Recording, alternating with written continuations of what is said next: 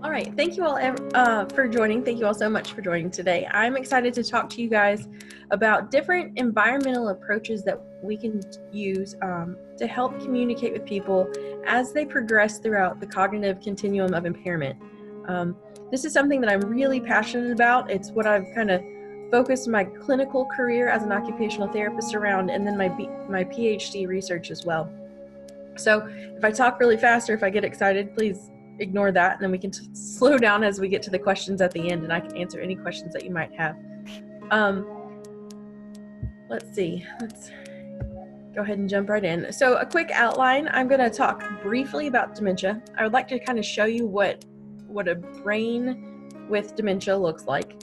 And then we're going to look at communication tips via the sensory systems. And I'm going to explain this a little bit more in just a second. And then I'm going to talk to you about some specific techniques that you guys can use to improve your communication.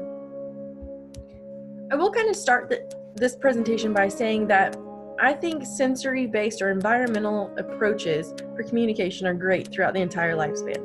But we know that dementia in the moderate to severe stages, so middle to end, are going to benefit or have the biggest impact or most effect from these approaches later on. So if you have, or if you're working with someone with mild cognitive impairment, these are great approaches to use. But they're going to be even more beneficial as that person progresses throughout the dementia continuum. So we know that dementia is going to impact several different areas, including judgment and language. You're going to have loss of memory. You're also going to see things that are related to function, like decrease in motor skills and difficulty with walking and coordination and things like that. So when we say dementia, it's actually it's an umbrella term. So it's a disorder of dementia, or dementia is a disorder, I'm sorry. And then we have several diseases that fall under that umbrella. So Lewy body dementia, Alzheimer's disease, frontotemporal lobe dementia, and vascular dementia are the most common types.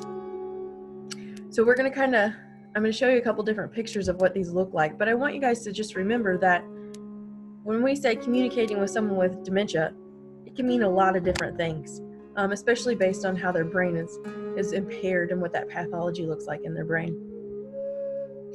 Before I show you a picture of what a brain with dementia looks like, I want you guys just to have a brief understanding of the function of the brain and how the brain is used, or how the body, let me step back, how we function based on our brain and the location of those different things, or different aspects of the brain.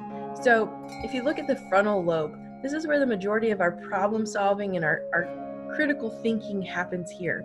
So if we have pathology or diseases of the frontal lobe, it's going to dramatically affect our problem solving, our thinking, our ability to organize, as well as our emotional and behavioral control. So in the frontal lobe, it controls inhibition. So we all have these thoughts and feelings that are constantly running in our head, right? And as we have pathology in the frontal lobe, it can impact our filter, that ability to inhibit or slow down those thoughts. And so people that have pathology here will often say and do things that are erratic, and kind of however they feel at that moment kind of comes out.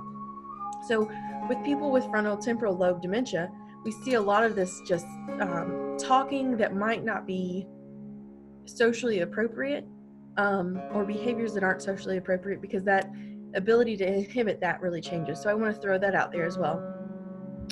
The middle part kind of looks at sensory integration and motor abilities.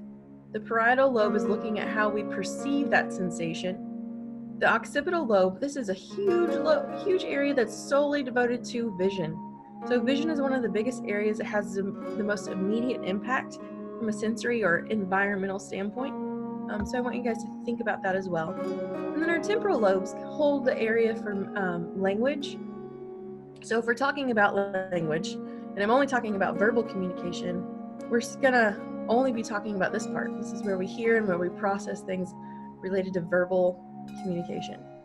But as soon as we tie it into an environmental or a sensory-based approach, we're then gonna use, a third of the brain rather than this one small section.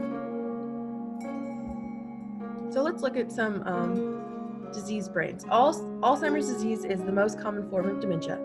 What they're finding, well, I'm going to pause for that. I'll come back to that in just a second. So Alzheimer's disease is a general or global atrophy of the entire brain.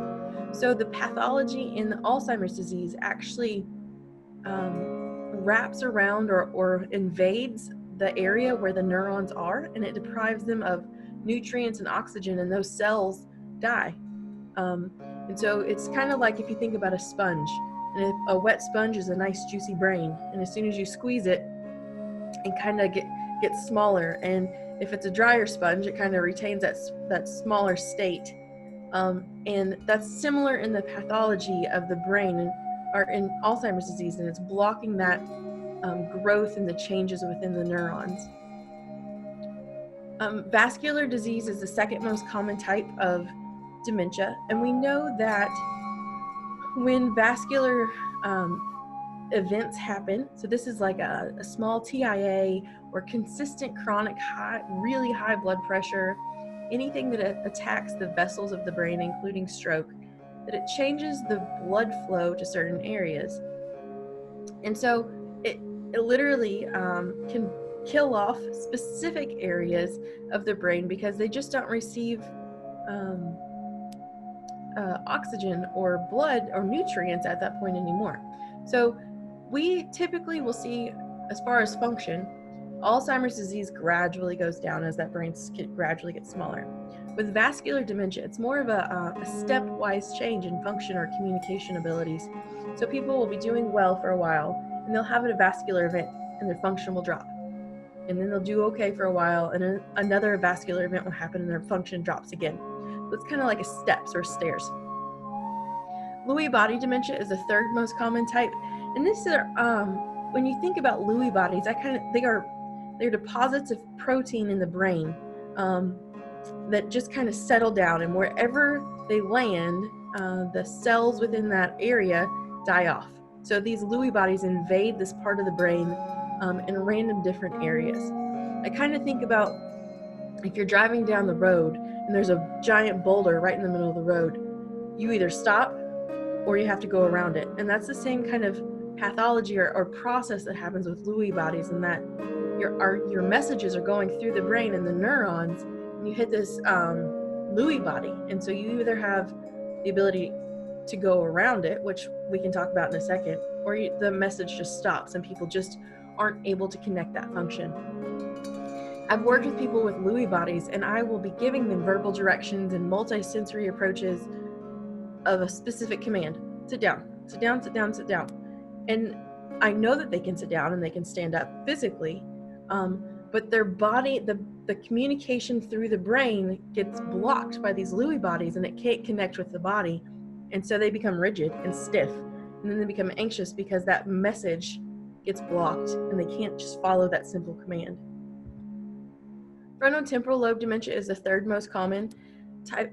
fourth most common type of dementia. And this type of dementia is known to have severe behaviors.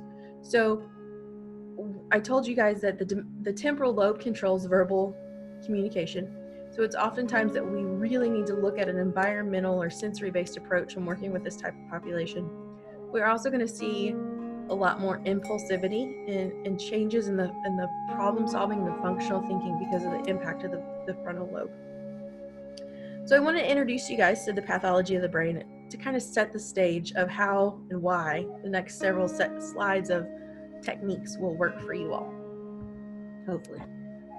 So when we are thinking about communication, I showed you the temporal lobe is one specific area for verbal and auditory communication.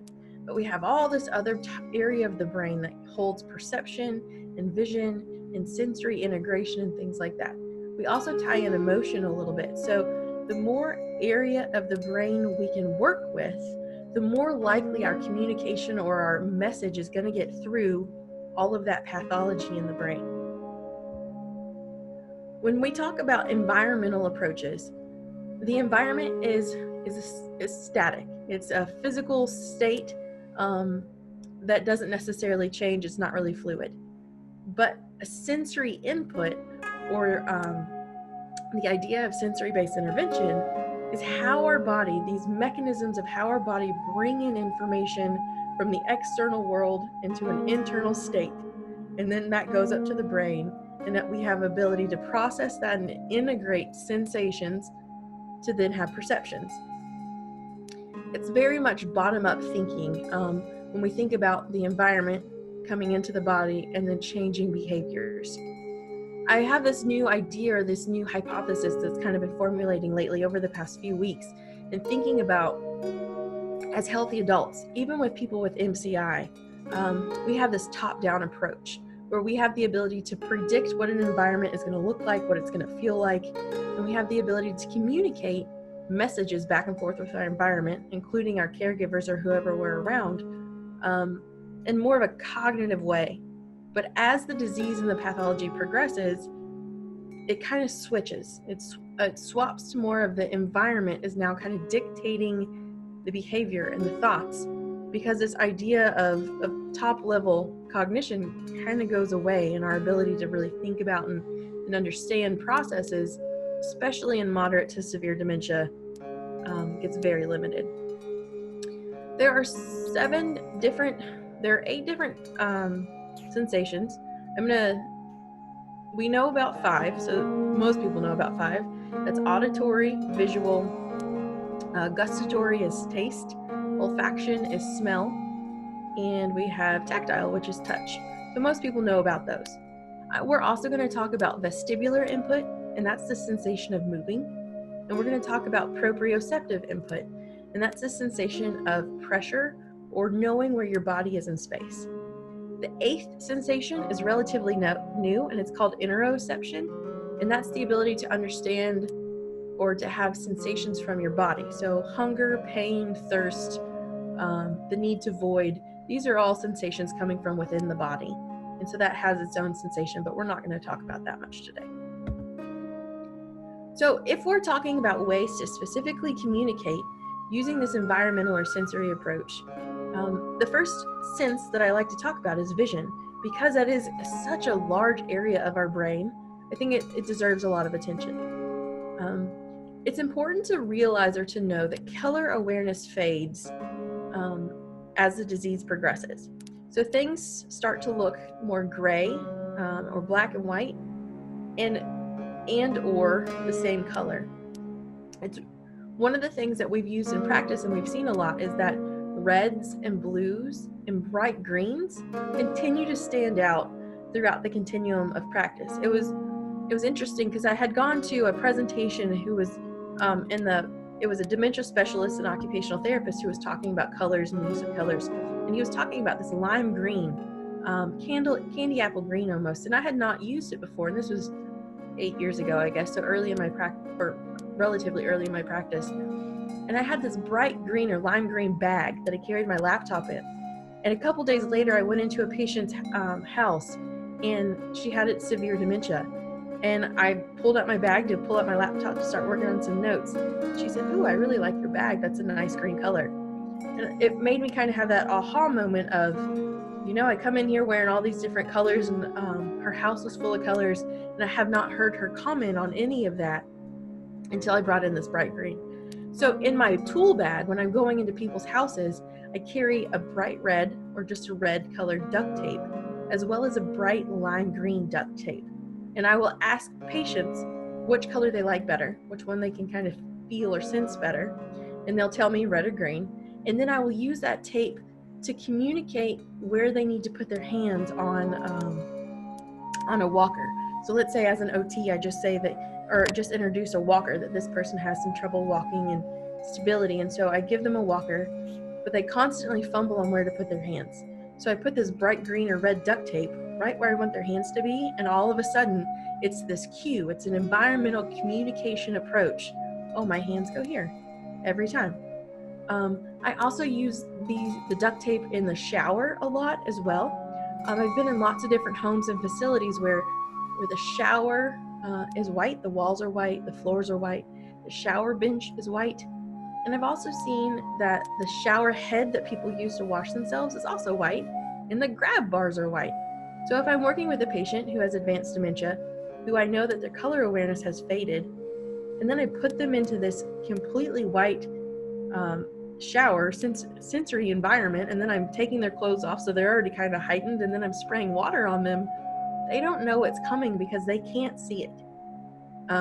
So I often encourage putting duct tape or using duct tape in that situation, as well as colored towels.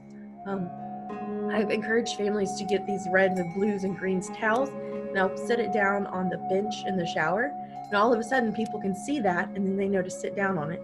And then I take that red duct tape and I put a couple strips, kind of like a candy cane, on the grab bar, and all of a sudden they can see that now too. So I'm using the sensation of sight and color to communicate about this environment, and it helps the caregiver interaction flow a little bit better because they're not just using verbal processing to understand what I'm trying to tell them to do. They're kind of realizing now that this is an environment that I'm going to have a shower in, and I feel safe. Another thing that's important is that with increasing dementia is that peripheral vision starts to decrease. We know that it can shrink up to only 12 inches. So anytime you're with or working with or living with somebody with advanced dementia, if you come up or if anything that can impair their safety is on the sides, it's either going to startle them or it's going to really impair them, or it could actually hurt them. I've seen people kind of walk by and kind of get hit by things that they don't process that are there because of this decrease in peripheral vision. Anytime I'm training caregivers, I always tell them to take a really wide stance around the person if they're coming up from the back, and then introduce themselves from a frontal position so that the person can then recognize that you're standing or that you're there. This is going to set the stage for communication. Depth perception and depth awareness also decreases. So dark areas and dark grays and shadows start to actually look like holes. There's a technique out there that some people put a black rug in front of a door that they don't want someone with dementia to go out of, because then that hole or that dark spot then looks like a hole, and not many people are going to walk over a hole. I think that that's kind of deceptive, and I don't really like that approach. It's not something that I encourage. But it speaks to the fact that we also need to pay attention to the floor color changes. I was working with a patient, lived in a dementia unit at a personal care facility, and he was very reluctant to go into the dining room. The caregivers were telling me that he was just fighting every time during the meal, so much so that they were just bringing the meal to his room. And in working with him a little bit, I realized that the carpet in his room and in the hallway was a nice light color, and he was walking fine on that. And then the transition of the floor into the kitchen or the dining room was this really dark wood. And the patient didn't feel safe. He wouldn't go. And as I worked with him and did some other techniques and using the sensory approaches, the first time that I got him to go over this floor threshold with me, he actually picked up his walker and was ready to jump into that dark area. I guess because he thought it was a pool, or he was stepping down, but he wasn't able to, fully perceive that this was one flat floor because of the differences in that color. Another aspect that we can use, and we use this a lot in pediatrics as well, when verbal communication doesn't work as well, is pictures. So if it's time to take a shower, and I've said it several times, and we've prepared the body and the environment to also show the person a picture of, we're going to go take a shower now. Or any other environment, occupation or activity that you're going to do, preparing the mind with a picture can really help. So these are several different ideas. I'm going to throw one more out there.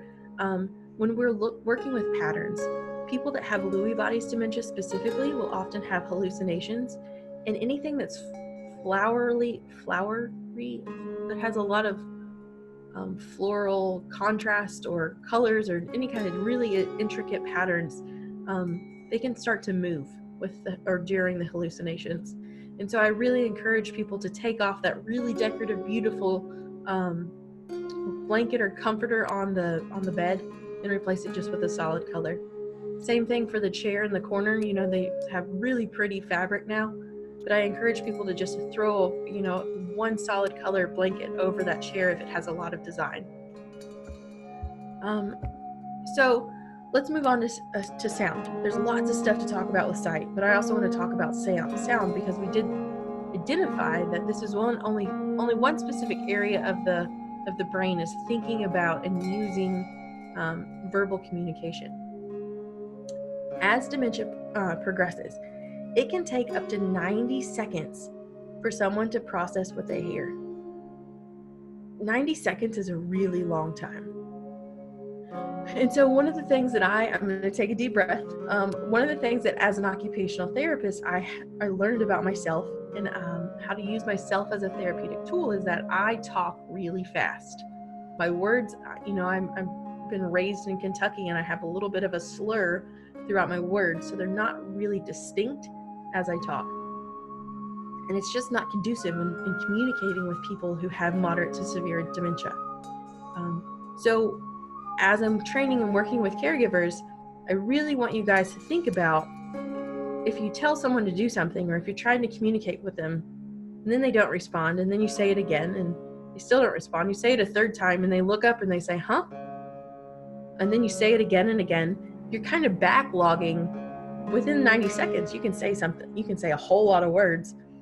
So if you're not giving this person enough time to process what you're saying, then you're not giving them ample opportunity to really utilize this verbal communication. A lot of people will say, huh, and what, as a coping mechanism, because that gives them more time to process what you're saying, and it allows them another opportunity to hear it. So a lot of times when I hear someone say, huh, or what, and I know that they're in this area of dementia, it's kind of a cue for me to say, oh, hey, you're talking too fast. You need to slow down, and you need to distinctly say your words. And you have to pause. So they say, huh, and our immediate reaction is to repeat ourselves because we think that they didn't hear us. But their hearing is fine, or they're wearing their hearing aids, so you know they heard us. Their brain is just taking a little bit longer to process what you're saying. I heard something the other day I thought was interesting. It was saying that toddlers can take up to 3 minutes to process what they hear because their brain is pruning and growing and doesn't fully have this ability that a mature child or adolescent or adult has to process really quick. Not that a person with moderate to severe dementia has a toddler brain at all. Please don't make that association. But as the brain changes and shrinks and has increasing pathology, it just takes longer to process what you hear. I'm going to say it again. You have to slow down. It's something that I continue to struggle with. We also allow pauses. Another thing that's out there when we're talking to people with especially severe dementia, is that they may only pick up 1 out of every 3 words that you say. 1 out of 3 words. Can you imagine a sentence and it's a 9-word sentence and they only pick up 3 of those words? So this means that we need to shorten our phrases and be a little bit more particular or articulate about the words that we're choosing if we really want them to hear exactly or specifically what we're trying to say. Music is something that is it's kind of a hybrid that will get communication outside of that temporal lobe. So music elicits the I just forgot the word. Let's see. It elicits the empathetic and emotional responses. And there's this, it's the limbic system. There we go. Music turns on the limbic system. And the limbic system is this really cool system throughout the brain that uses emotion to communicate throughout all areas of the brain. And it actually changes the neurochemical reactions within the brain through music. So there's some studies and some research that shows that participation in self-care, so bathing, dressing, toileting, significantly goes up for the person with dementia if their caregiver is singing while they're engaging in this self-care task. So it doesn't have to be a song that the patient or the participant or the person with dementia likes. It's just music. So a lot of times I would, what's your favorite hymn song, or what's your favorite lullaby song, or whatever it may be. Just start singing and see if there's a reaction that changes and elicits and highlights the ability to work with this verbal communication in between the music and the rhythm that's going on. If you are going to do preferred music, the ages of 15 to 25 are your golden oldie years. These are what you're going to like for the rest of your life. So if you're working with someone who's in their 80s and late 80s and 90s, they're going to like things like Frank Sinatra and big band, that kind of thing. But if you're working with someone who has early onset dementia in their 60s and maybe early 70s, they're probably going to like more of like the Beatles and Elvis Presley and that kind of genre. It's a younger crowd. So as we change time, it's important that we also change the type of music that we're encouraging people to listen to have the same benefit. Nature sounds are really soothing as well. So like sounds of the flute, the wind and the ocean, that kind of thing, are really calming. So we're going to go ahead and move on to smell and taste. And I've combined these two because we don't really taste if we don't have smell. And I want to start off by saying that we know that different types of dementias significantly lower or eliminate the ability to smell. And if that happens, it's going to change how people seek out food as well and smell. So sometimes when people have a really low ability to smell, they seek out really strong sensations of smell.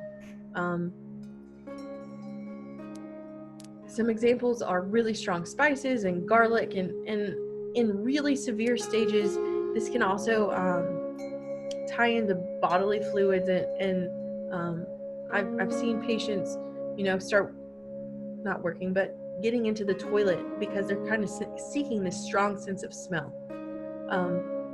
or taste as well. However, there is enough research out there that's also showing that we can still have behavior change in a form of aroma and a communication through aroma, even if you don't perceive it. So the difference in perceiving smell versus just the environment having a smell can still have a similar impact on behavior. For example, there was a study with people with advanced Alzheimer's disease, and we know that Alzheimer's disease can impact smell. And the study was using lavender as a way to decrease agitation. And they were diffusing this lavender at night while the participants were sleeping. And it significantly reduced their anxiety and agitation behaviors during the day.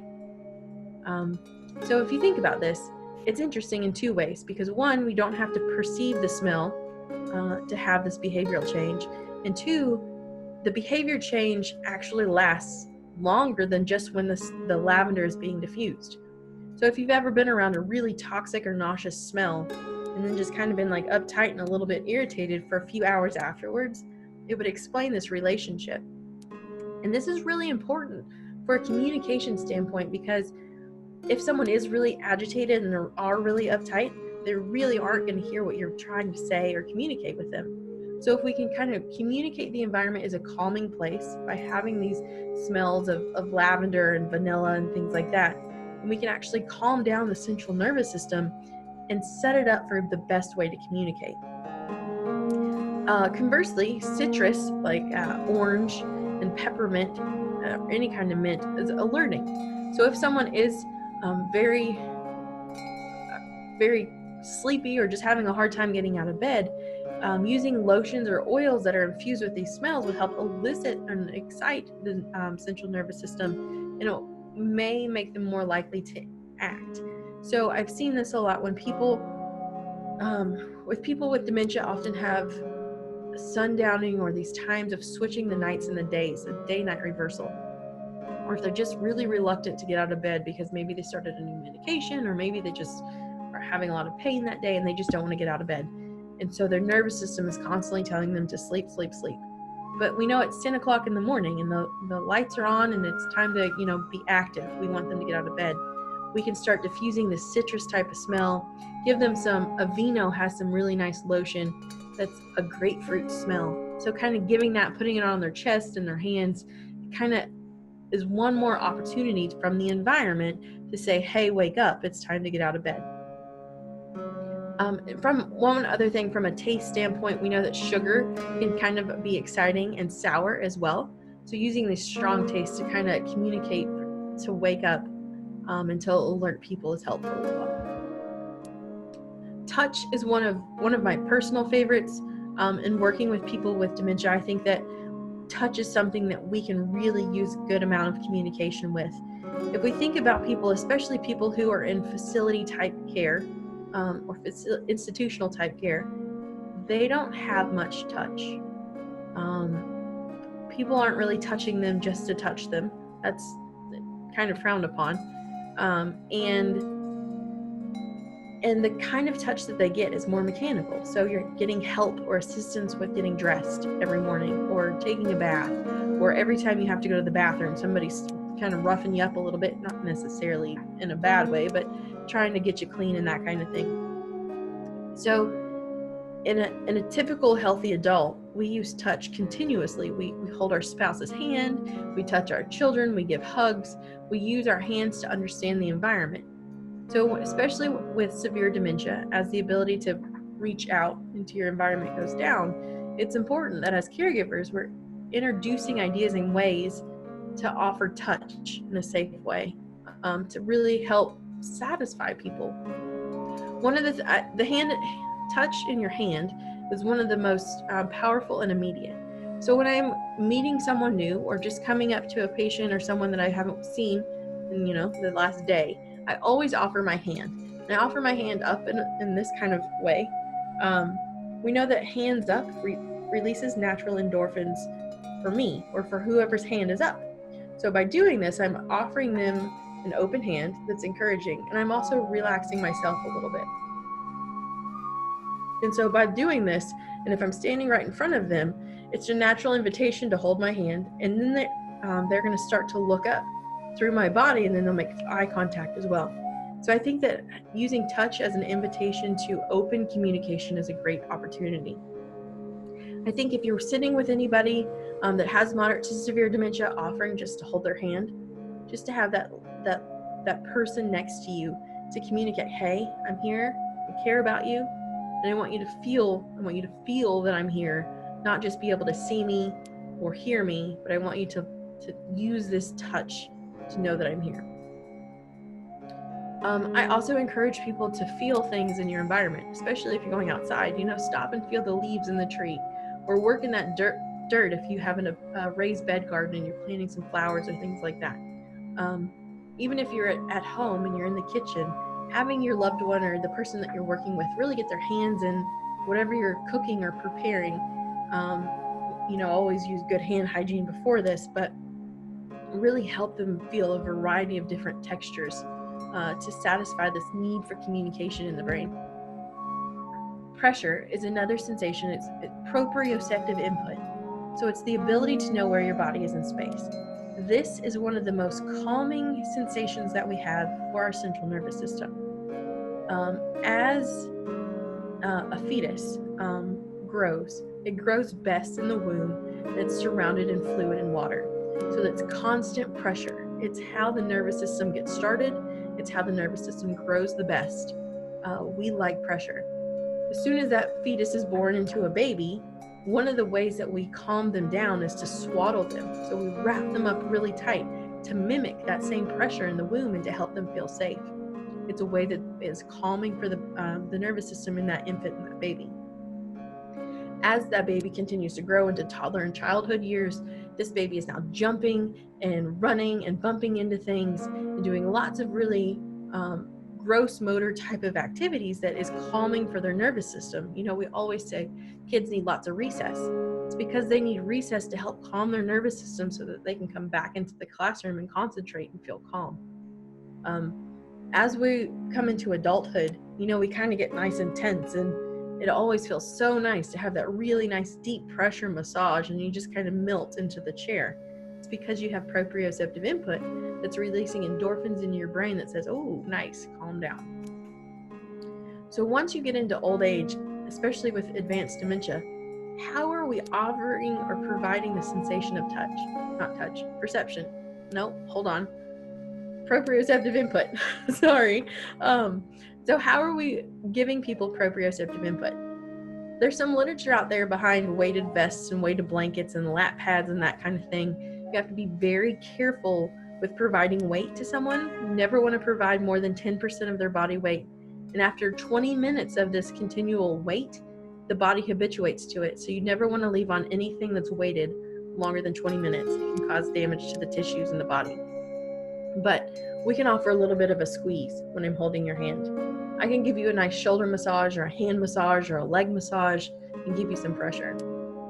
There's an approach called joint compressions where you're just kind of squeezing the body throughout the joints, offering it nice pressure. There's other techniques for this, and if it's something you're interested in, I included my email on the first slide that we can share with you guys too, and so we can kind of talk through some more of these approaches. But if you're working with someone who's agitated or just really excited and kind of bouncing off the walls, proprioceptive pressure input is the way you want to go to set their nervous system up to communicate the best. Vestibular input is the last one we're going to talk about. This includes walking and swinging and swaying side to side, dancing. These are typically alerting to the body. So if we want to work with someone that we want to kind of get moving, a lot of times I'll throw on the music and then I'll get them dancing and moving their arms, and all of a sudden they're a little bit more alert and able to communicate verbally a little bit better and able to understand what I'm saying a little bit better. Stretching is movement, but it's also a way to help calm someone down as well. So if someone is really stiff or rigid and their joints are arthritic, we want to continue that movement to keep the pain down, and stretching is a nice way to kind of help with that as well. So if we're thinking about, how am I doing on time? If we're thinking about how the environment communicates with us, here's a picture of a standard nursing home or a hospital through the eyes of your patient or your caregiver, not your caregiver, the person that you're providing care for. What does this communicate? There's not much color at all. And if my color perception is going down, it looks pretty bleak, right? There's no pictures on the wall to communicate this environment. There's a trash can. There's someone who's looking at the floor. It doesn't invite communication much. It kind of makes me kind of lock up a little bit and want to go back into my room or back into that safe place that I have, wherever that may be. Or I might say, I really need activity today. I didn't exercise and I haven't got out of my room in 24 hours. I need out of here. And so now I start wandering, and that's a challenging behavior that people often have. I will say one more thing that I forgot to mention earlier about sight. We lose our peripheral vision, but we also forget, or we lose the ability, we forget to look up. So a lot of times with aging, we start to hunch over a little bit, just like this lady. And so we encourage people to think about from the floor to 48 inches off the floor is the window of people, what they typically look, or where they typically look when they have advanced dementia. So even if you do have really pretty pictures way up high, close to the ceiling on the wall, people may not see those. Or if you put a sign that says bathroom this way, or whatever you're trying to communicate, if it's too high, people aren't going to recognize it. This is another room that's pretty typical. What does this communicate? It kind of communicates that I'm in an institution, that I'm alone. The person next to the window has the advantage of having the natural light coming in, so that's great. And they're also a little bit further away from the hall, which often has alarms and things like that, so that's nice too. But there's just not much going on here as far as communicating from the environment to our nervous system, and oftentimes we'll get behaviors because of that. In lots of the nursing homes, people often, will sit out in community areas. They often don't get transferred out of their wheelchair because of challenges with transfers or just inadequate seating, things like that. So what does this communicate? There's people kind of sitting here quietly all to themselves. They don't look open or like they're ready to communicate. As a caregiver or a therapist, if I were to come into this situation and I were to talk to any one of these people, they look pretty quiet, right? So I would come to them from the front, I would open my hand, and I would get down in their window of being able to see me, so lowering myself, and then slowly offering a verbal hello or how are you today, that kind of thing. But we can change the environment. We can, there's lots of new approaches and initiatives that are encouraging more humanistic or environmental communication. So if we took that same hallway that we just saw and we painted it to look like this is pretty inviting, right? As you can see, the front door and the next door down, they're red and green. They're communicating, hey, this is a difference in the hallway, and we're using these colors to really excite our nervous system, our visual system. We can offer individual rooms are the best, or ideal, especially for managing behaviors. But putting up comfortable pictures of family and things like that, and adding or bringing in your favorite chair from home or that you feel most safe and comfortable in is one more way to set up the environment in a sensory way to communicate, hey, you're safe here, let's prepare to communicate and be in a good situation.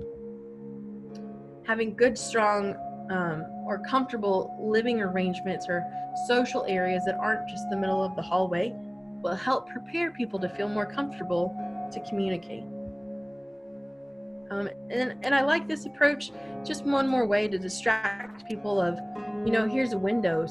And if I am wondering, if I am needing lots of activity and movement, and I really just want to take a walk, and this door is locked, and there's an alarm that goes off every time I touch it, but I see people out there walking around, and I don't know what's on the other side of the door, I'm probably going to start banging and trying to get somebody's attention. But if the door looks like this, I'm probably not going to go bang up to it because I don't really know or think that there's anything on the other side. So I'll go the other way. So this is how our environment can communicate with us through a sensory approach. For the sake of time, I'm going to skip over this. I want you guys to just think about this idea of environmental enrichment. So using different sensory components, using your sensory stimuli to enrich the environment does lots of great things for your brain. And it actually changes the cells, the neurons in your brain. It makes them grow. So even if you have advanced dementia and all this pathology in your brain, we can make your cells grow new communications, new ability to communicate through each one of these little dendrites and have increased synapses, so we can communicate better with this enriched environment. There's lots of great things that are included in an enriched environment. If you are a caregiver, thinking about the person, how they're feeling, how they're behaving, are they hungry? Do they have certain needs? Do they need to go to the bathroom? What is the activity or the occupation?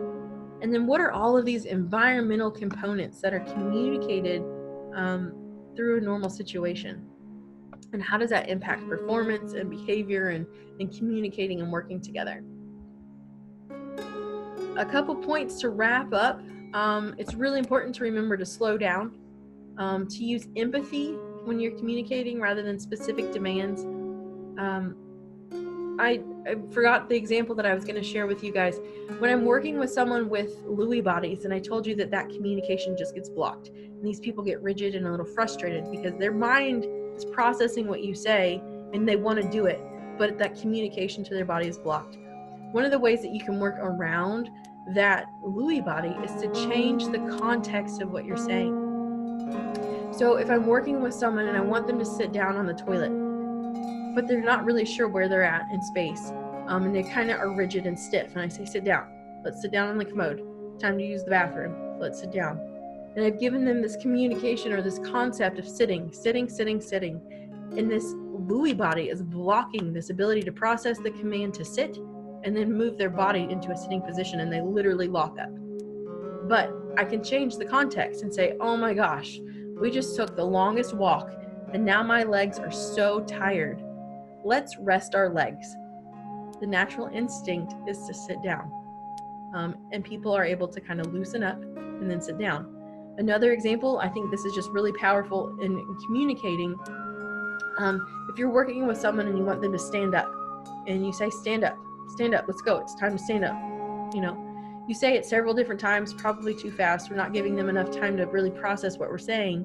And this command of stand up is blocked. Let's change our context.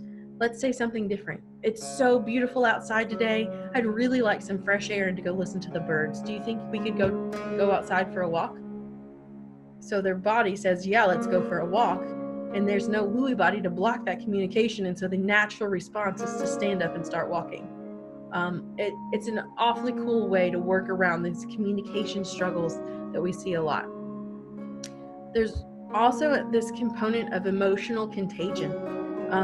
So it works with the mirror neuron system. When I yawn, someone else is going to yawn, right? So that's a contagion of an action based on the mirror neuron system. The reliance on the mirror neuron system goes up with increasing dementia and then cognitive impairment in the brain. That means however I act and my emotions right now as a caregiver are going to be directly mirrored in the person that I'm working with.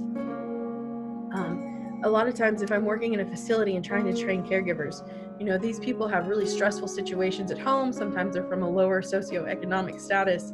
They may not be coping very well with their own emotions. And then they come into this dementia type facility and the patients are kind of upset and a little agitated and behavioral today. And then they're really upset and they're really anxious, right? And then they go work with someone to try to get them to change their clothes or to take them to the bathroom. And that person starts to get behavioral right back. A lot of times it's because we're not controlling our emotions enough for ourselves as the caregiver. Again, by slowing down your communication, by taking a deep breath, by using your own awareness to recognize this is how I feel, and I don't want the person that I'm working with to feel that way, you can then change your own thoughts and behaviors and kind of fake it until you make it kind of thing, where I feel really happy today, even if I don't. And I'm going to put a smile on my face, even if I'm crying inside, for the sake of the ease of my job and for the sake of the satisfaction and quality of life for the person that I'm working with, because that is my job. If you do have concerns, specific concerns about behaviors or significant change in behaviors, always talk to your doctor. Sometimes different medical conditions can kind of underlie or preclude some of that. Boredom often leads to unwanted behaviors. So really think about if this person is trying to communicate to you using their behaviors. Is it that they're just bored? Are they understimulated? Are they overstimulated? That kind of thing. I gave you guys the example of the shower and singing when you're doing self-care. I think that's a great one. Another area that we run into conflict with a lot, especially in occupational therapy, is feeding and initiation of self-feeding. So a lot of times people will have a hard time starting a task. It's called initiation and it's specifically impaired. So if I hand someone a fork, they take the fork and then they just sit there with it. But then if I help them put the food on the fork, load the fork, and bring it to their mouth, for 1 or 2 bites, they need assistance. But after that, their body just takes over and they can start feeding themselves. So this is a little bit of the pressure and the movement type of sensation to communicate as a kind of like a stimulus to get started. We also think about the color of the food on the plate. So if you have this really nice white or tan dishware, and then you have mashed potatoes and fettuccine Alfredo, some really good stuff. If it's the same color as the plate, then you're not necessarily going to be able to see the differences of the food. Same as if you are running into the situation of like a yellow plate and you have corn and macaroni and cheese and that kind of thing, people aren't going to see that as well. So using the reds and different colors is going to help. Restlessness and wandering, often go take people for a walk. That will alleviate that behavior. And people do best with routines. So using the routine to help communicate is also going to help.